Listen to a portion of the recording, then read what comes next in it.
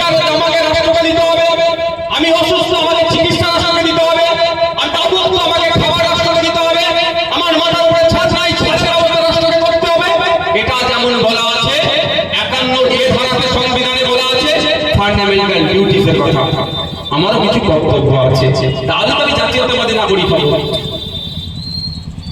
তো ওই ডিউটি হিসাবে আমি আপনাদের বলি, এসআইআর এর নামে অযথা আতঙ্কিত করা হচ্ছে, আমাদেরকে হয়রানি করার চক্রান্ত হচ্ছে। আতঙ্কিত কারা করছে? তৃণমূল করছে। আর হয়রানি চক্রান্ত কারা করছে? বিজেপি করছে। তাহলে আমাদের কাজ কি হবে? না আতঙ্কিত হওয়া, আর হয়রানির শিকার যারা করতে এসছে তাদের জবাব দেওয়া। দেখুন, আজকে বিএলআরদেরকে মুখ্যমন্ত্রী বলছে এই করবেন না, সেই করবেন না, হ্যাঁ করবেন না, তান করবেন না। যে নামগুলো কে তুলেছে ভাই? অবৈধ নামই যদি তুলে থাকে, কে তুলেছে?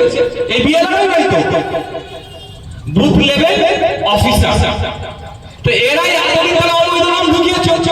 এবার তুমি হাত দিয়ে কাটো। যেটা ভয়ের কারণ হচ্ছে দি ভোটার বা ডাউটফুল ভোটার, এটা আমাদেরকে নজর রাখতে হবে। আমরা বলেছি প্রয়োজনে ইসিআই ইলেকশন কমিশন অফ ইন্ডিয়াকে আমরা সহযোগিতা করব। আমাদের এলাকায় দাদু মারা গেছে, বাপ মারা গেছে, এখন এসে কিন্তু ভোট ঠিক কবর থেকে দিয়ে দেয়, শ্মশান থেকে দিয়ে দেয়। আর ভোটের সময় দাদুকে বাবাকে পাওয়া যাবে, কবর থেকে উঠে এসেছে, নালে শ্মশান থেকে গিয়ে ভোট দিয়ে দিচ্ছে। সেই নামগুলো বাতিল করতে হবে না ভাই? ইটাহার আপনার বাড়ি মালদাতে শহরে উঠে চলে গিয়েছে, ওখানে ভোটার কার্ড বানিয়েছে, একটা তো ভাই ডিলিট করতেই হবে। এটা তো অসুবিধা কোথায়? ইটাহারও থাকে, কাজের সূত্রে মহারাষ্ট্র চলে গিয়েছে, ওখানে ভোটার কার্ড বানিয়ে ফেলেছে, একটা তো ভাই ডিলিট হবে। এর অসুবিধা কোথায়? অসুবিধা যে জায়গাটা সেটা হচ্ছে কি, প্রথম কথা হচ্ছে আতঙ্ক।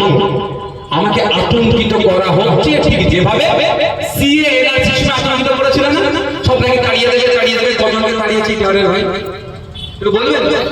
আর আমি কি বলেছিলাম? অমিত শাহ বাবার ক্ষমতা নাই, একটাও ভালো যোগ্য বলেছিলাম। আমি কিন্তু মামলা সুপ্রিম কোর্টে করেছিলাম সিএনআরসি নিয়ে, এটা মাথায় রাখবেন। মোদি আমাকে টাকা দিচ্ছে, বিজেপি আমাকে টাকা দিচ্ছে, আর আমি আবার বিজেপির বিরুদ্ধে মামলা করছি। কি দিনকাল করলো ভাই?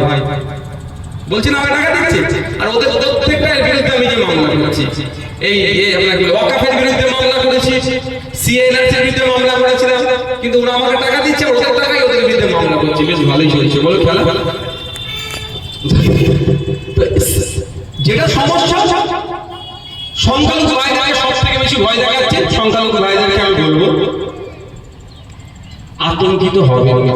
আমাকে একবার কি উত্তর দিতে হবে, আপনার দাদুরা বাংলাদেশ থেকে এসেছে? বলতে আসতে বলছেন কেন? বলা তেজ নেই কেন? আপনার দাদুরা বাংলাদেশ থেকে এসেছে, পাকিস্তান থেকে এসেছে, আফগানিস্তান থেকে এসেছে, তাহলে ভয় পাচ্ছেন কেন? প্রথম কথা বলো, ভয় পাচ্ছেন কেন? আপনার শিকড় তো এখানকার, তাহলে আপনি ভয় পাচ্ছেন কেন? আপনার ভয় যদি লাগে একটা জায়গায় আপনি শুনলে নেন, সেটা হচ্ছে ডকুমেন্টসের নামের বানানগুলো আছে।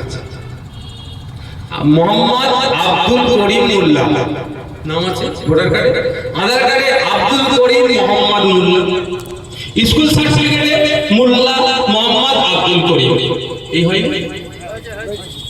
আবার মোল্লা বানান ভুল, আব্দুল বানান ভুল, K O R I N Karim, K R I N Karim, এই হয় আছে তো ভাই, এটা ঠিক করে না। আর নাকে তেল দিয়ে ঘুমান, কি বললাম? এটা ঠিক করে নাকে তেল দিয়ে ঘুমান। আপনার বাড়িতে কাগজ আছে, আপনি খুঁজে পাচ্ছেন না, সেটা আপনার ব্যর্থতা। আজকে আপনাদেরকে আমি খুঁজবেন সে রাস্তাটা বলে দিচ্ছি। আচ্ছা, আপনারা যারা এখানে আছেন, যারা মুসলিম সম্প্রদায়, যারা বেশি ভয় পাচ্ছেন, ভয় খাওয়ানো হচ্ছে, ভয় পাচ্ছে না, ভয় খাওয়ানো হচ্ছে। আমি তো ভয় পাইনি, আমার কাছে আমার দাদুর ভোটার লিস্ট আছে, আমার কাছে সবার দাদুর ভোটার লিস্ট পাবে।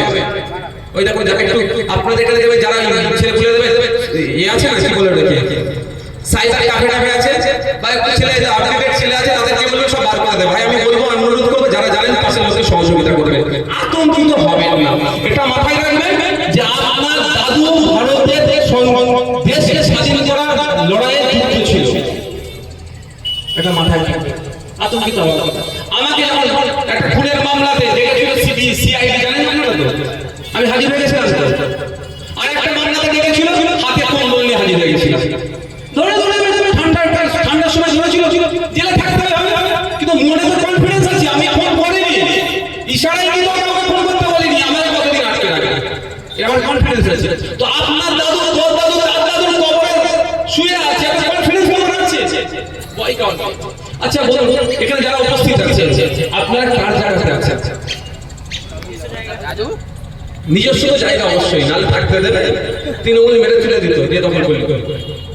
কার জায়গায়? দাদুর জায়গায়, ম্যাক্সিমাম দাদুর জায়গায়। তাদের একটু টাকা পয়সা হচ্ছে, নতুন জায়গা কিনে উঠে গিয়ে বসেছে, ম্যাক্সিমাম দাদুর জায়গায়।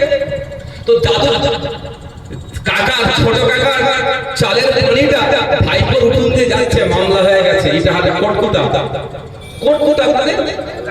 রায়গঞ্জ কোর্টে মামলা চলছে, এরকম হয়নি ভাই?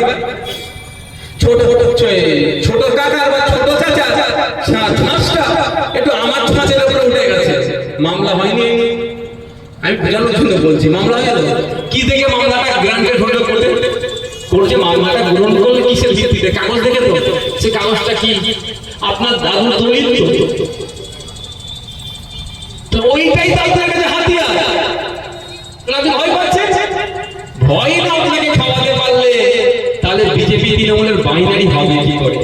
গতকালকে শুভেন্দু অধিকারীর উপরে আক্রমণ হয়েছে, ওটা বাংলা সংস্কৃতি নয়, তৃণমূল এটা নিয়ে আসছে, আমার উপর আক্রমণ হয়েছিল, এটা উচিত নয়, রাজনীতি হিংসা নয়। কিন্তু দেখবেন যখন আক্রান্ত